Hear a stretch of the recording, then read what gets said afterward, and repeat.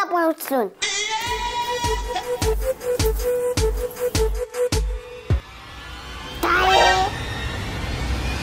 ताई दे काहीतरी 10-20 रुपये. देव तुझं भलं करेल. बापरे मी किती घाबरले. थांब जरा आलेच.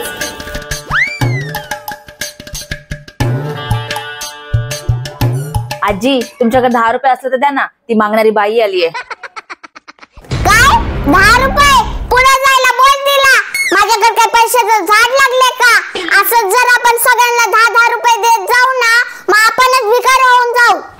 10 रुपये कुठे भिकारी होणार आहे आजी? द्या की. म्हातारीला खडूस दिसतीये. बिचारी सून मागतीये तरी पण देत नाही. दे बाळा. आजी द्या ना. ती जात नाहीये बघा मागतीये. जातेस की नाही?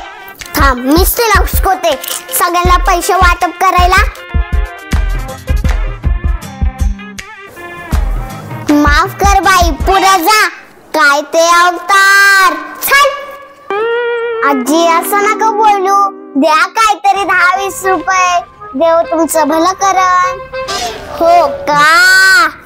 मेहनत करायची. मेहनत केल्याशिवाय देव भलं नसतं करत. मी पण काय कमी मेहनत करते का? भीक मागून बघा तरी मग कळन. काय म्हणलीस ग? जाते का इथून? देवाने एवढे चांगले हात पाय डोळे दिलेत तर कष्ट करायला नको? ऐकता पाहिजे तुला तर. आजी द्या ना गपचूप. उगच कशाला काय पण बोलताय. श्राप लागल तिचा उगच. गप ग तू. डोक्यावर पडलेली. मी नसल्या अख्खा घर दान करशील भिकाऱ्यांना. दे ताई लवकर दे. उशीर होईलय. जा जा. 1 रुपये पण भेटणार नाही. इथं मालच तंबाखू चुरण्यासाठी पैसे नाहीत. तुला कुठून देऊ? अरे रे रे म्हणजे तुमची हालत लयच बेकार आहे. तुमच्यापेक्षा तर मीच श्रीमंत आहे. देव का तंबाखू चुरण्यासाठी पैसे? देव तू देणार मला तंबाखू चुरण्यासाठी पैसे? ऐकली का सुनबाई? लईच्याकडे पैसे.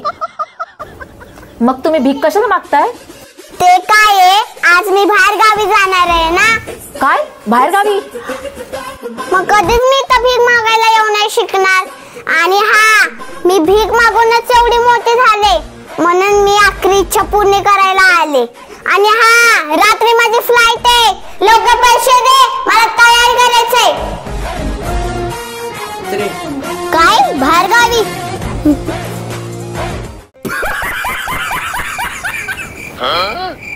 मला वेडी समजलीस काय?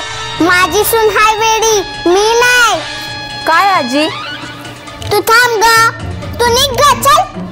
काय खोटं वाटतंय तुम्हाला? थांबा. हे बघा नोटा. आता मी जाताना ब्युटी पार्लरला जाणार आहे अवतार चेंज करायला. बापरे एवढे पैसे? हे पैसे तुम्ही खावा. तुम्ही भिकाऱ्यापेक्षा गरीब दिसतायत. हे घ्या. माझ्याकडे अजून आहेत पैसे. काय म्हणलीस ग? घे.